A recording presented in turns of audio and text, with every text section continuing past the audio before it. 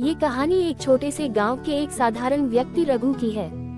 रघु एक छोटे किसान का बेटा था और उसका जीवन बहुत कठिनाइयों से भरा हुआ था। उसका परिवार बहुत साधारण था और उसके पास बहुत सीमित संसाधन थे, लेकिन उसमें एक खास बात थी, वह कभी हार नहीं मानता था। जीवन की कठिनाइयां और संघर्षों के बावजूद रघु ने कभी अपनी मेहनत और धैर्य को खोने नहीं दिया। रघु का परिवार बहुत मेहनती था। उसका पिता बहुत ईमानदार और मेहनती व्यक्ति था, जो अपने परिवार की भरण पोषण के लिए दिन रात काम करता था। रघु की माँ भी घर के सारे काम करती थी और हमेशा अपने बच्चों को सही मार्ग पर चलने की शिक्षा देती थी। रघु और उसकी बहन, जो गांव में पढ़ाई कर रही थी, दोनों ही अपने माता पिता के साथ मिलकर घर के कामकाज में मदद करते थे। रघु का एक सपना था कि वह अपने परिवार के लिए एक बेहतर जीवन बना सके। वह चाहता था कि उसके माता पिता को कभी भी किसी चीज की कमी न हो और वह अपने बच्चों को अच्छे संस्कार दे सके। रघु के पास जो जमीन थी वह बहुत छोटी थी और उसकी सिंचाई के लिए पानी की व्यवस्था भी ठीक से नहीं थी। गांव में कभी कभी सूखा पड़ जाता था और कभी बहुत अधिक बारिश होती थी, जिससे फसलें बर्बाद हो जाती थी। लेकिन फिर भी रघु ने कभी भी हार नहीं मानी। उसने हमेशा अपनी मेहनत को जारी रखा और खेतों में काम करता रहा। वह हमेशा अपने खेतों में काम करता था, लेकिन उसका जीवन हमेशा कठिनाइयों से भरा हुआ था। एक बार गांव में सूखा पड़ा और उसकी फसलें बुरी तरह से प्रभावित हो गईं। रघु का सपना टूटने लगा, लेकिन उसने हार नहीं मानी। उसने अपने खेतों की सिंचाई के लिए नया तरीका अपनाया और पूरी मेहनत से काम करना जारी रखा। एक दिन गांव में एक व्यापारी आया, जो व्यापार के सिलसिले में यात्रा कर रहा था। व्यापारी ने गांव के सभी खेतों को देखा और रघु के खेतों को देखकर हैरान रह गया। बाकी सभी खेतों में सूखा पड़ा था, लेकिन रघु के खेत में कुछ हरी भरी फसलें उगी हुई थीं। व्यापारी ने रघु से पूछा, तुम्हारे खेत में फसलें क्यों उग रही हैं, जबकि बाकी सभी खेतों में सूखा पड़ा हुआ है? रघु ने मुस्कुराते हुए उत्तर दिया, ये सब मेरे मेहनत, धैर्य और भगवान की कृपा का फल है। मैंने समय समय पर अपनी मेहनत की है और भगवान से प्रार्थना की है। मैंने कभी भी हार नहीं मानी और हमेशा उम्मीद बनाए रखी। व्यापारी रघु की बातों से प्रभावित हुआ और उसकी ईमानदारी और मेहनत की सराहना की।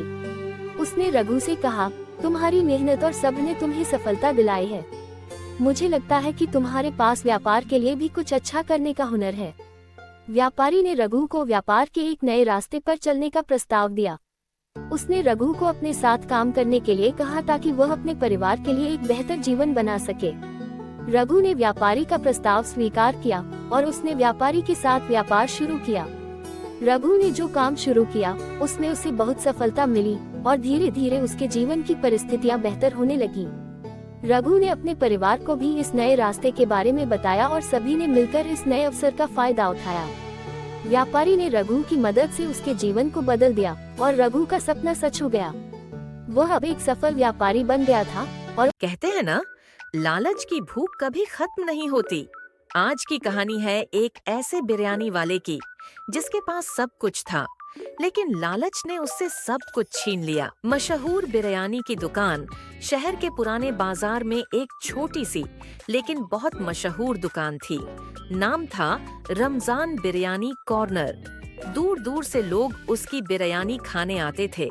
खुश ग्राहक और भरी हुई प्लेट। भाई, आपकी बिरयानी में अलग ही स्वाद है। रमजान मियाँ मेहनती तो थे, लेकिन दिल में एक कमजोरी थी, लालच।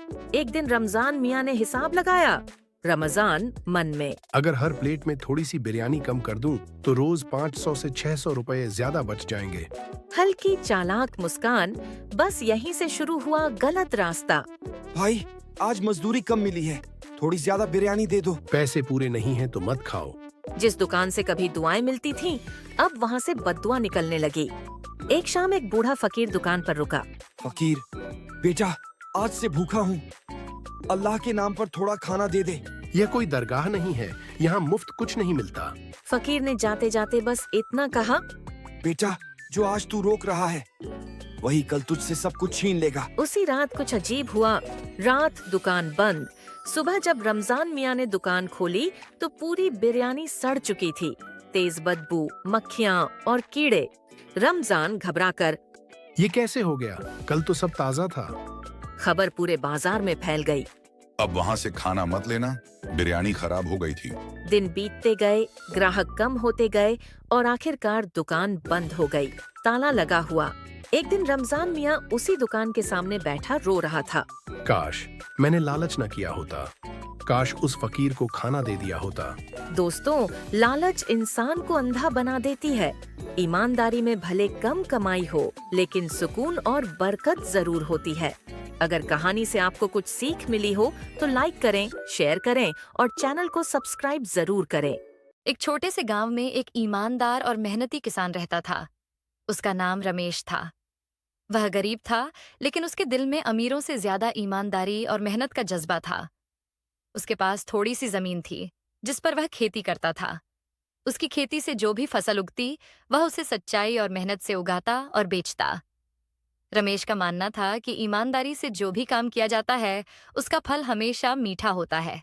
रमेश का एक सपना था कि वह अपनी मेहनत से इतना संपन्न हो जाए कि वह अपने गांव के अन्य किसानों की मदद कर सके और उन्हें भी ईमानदारी से काम करने का संदेश दे सके। वह हमेशा इस बात का ध्यान रखता था कि उसके काम में कोई भी धोखाधड़ी न हो और न ही वह कभी किसी से झूठ बोले। रमेश की जमीन बहुत बड़ी नहीं थी, लेकिन उसने अपनी जमीन का सही इस्तेमाल किया। वह हर साल फसलें उगाने से पहले जमीन की मिट्टी की जांच करता और उसे उत्तम बनाने के लिए जैविक खाद का इस्तेमाल करता। उसका मानना था कि प्राकृतिक संसाधनों का सम्मान करना चाहिए और किसी भी प्रकार की रासायनिक खाद का उपयोग नहीं करना चाहिए, ताकि भूमि की उर्वरता बनी रहे और पर्यावरण भी सुरक्षित रहे। रमेश की ईमानदारी का उदाहरण एक घटना से मिलता है। एक बार गांव के पास एक व्यापारी आया, जिसने रमेश से उसकी सारी फसल खरीदी। व्यापारी ने रमेश को बहुत अच्छे दामों पर फसल बेचने का वादा किया और रमेश ने विश्वास करते हुए अपनी सारी फसल बेच दी। कुछ दिन बाद व्यापारी ने रमेश को कुछ कम पैसे दिए और कहा कि बाकी का पैसा वह अगले सप्ताह देगा। रमेश ने बिना किसी सवाल के व्यापारी की बात मानी, क्योंकि वह जानता था कि सच्चे इंसान को किसी से भी सवाल नहीं करना चाहिए। हालांकि व्यापारी अगले सप्ताह भी पैसे देने नहीं आया। 2 महीने बीत गए, लेकिन व्यापारी ने अपना वादा पूरा नहीं किया। रमेश ने बिना गुस्से के व्यापारी से मिलकर कहा, मैं जानता हूं कि आप बहुत बड़े व्यापारी हैं, लेकिन मेरी मेहनत का फल भी मुझे चाहिए। व्यापारी ने हंसते हुए कहा, तुम छोटे आदमी हो, तुम्हें क्या समझ में आएगा। रमेश ने ठान लिया कि वह अपने पैसे वापस जरूर लेगा। उसने कानून का सहारा लिया और मामले को पुलिस के पास ले गया। पुलिस ने व्यापारी की जांच की और पाया कि व्यापारी ने न केवल रमेश बल्कि कई अन्य किसानों से भी पैसे नहीं दिए थे।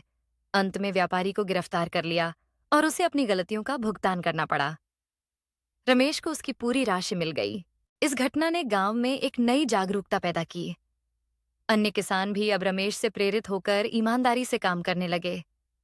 रमेश की ईमानदारी ने न केवल उसे सफलता दिलाई, बल्कि पूरे गांव के किसानों को एक नई दिशा दिखाई। वे अब जानते थे कि सच्चाई और मेहनत से ही जीवन में सफलता मिलती है, भले ही रास्ता कठिन हो। रमेश का जीवन एक प्रेरणा बन गया। उसने सिखाया कि ईमानदारी के रास्ते पर चलने से कठिनाइयों का सामना करना पड़ता है, लेकिन अंततः जीत उसी की होती है जो सच्चाई का साथ देता है। उसकी जिंदगी एक मिसाल बन गई और आज भी गांव में उसकी ईमानदारी और मेहनत की कहानियां सुनाई जाती हैं। वह एक ऐसा किसान था जिसने न केवल अपनी जमीन से फसलें उगाई, बल्कि उसने अपने कर्मों से एक सशक्त समाज की नींव भी रखी। रमेश ने साबित कर दिया कि सफलता के लिए ईमानदारी और मेहनत ही सबसे महत्वपूर्ण है।